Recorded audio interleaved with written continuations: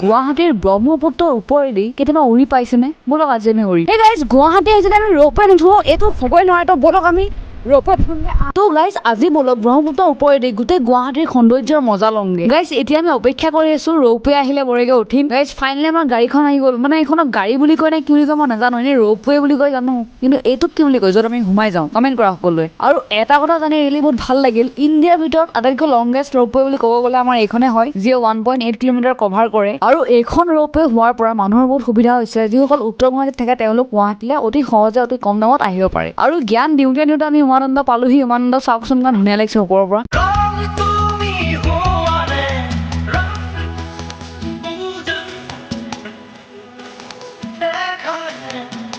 সঁচাই আমাৰ অসমখন বহুত ধুনীয়া হয়। আৰু বৰ্তমান আমি পাওঁ হৈছোহি উত্তৰ গুৱাহাটী। সেই গাইজ ফাইনেলি আমি পালোহি উত্তৰ গুৱাহাটী। আৰু ইয়াতে অলপ সময় ৰম, দেন তাৰপিছত আকৌ ৰিটাৰ্ণ গুচি যামগে। আৰু অলপ সময় ৱেইট কৰাতকে আমি অলপ ভিউৱে চাই লওঁ, চাওঁ না ভিউ কিমান ধুনীয়া ইয়াৰ পৰা। তো গাইজ ৰিয়েলি আজিলৈ ইমানেই। ভিডিঅ যদি ভাল পালে লাইক কমেণ্ট শ্বেয়াৰ কৰিবলৈ কৈ দিয়ক। ইমান ধুনীয়া লোকেশ্যন তাৰ পৰা সকলোকে বাই বাই দি দিলোঁ। এণ্ড ফ'ল' কৰিবলৈ একেবাৰে নাপাহৰিব। ভাল কণ্টেণ্ট আহি আছে। Bye bye.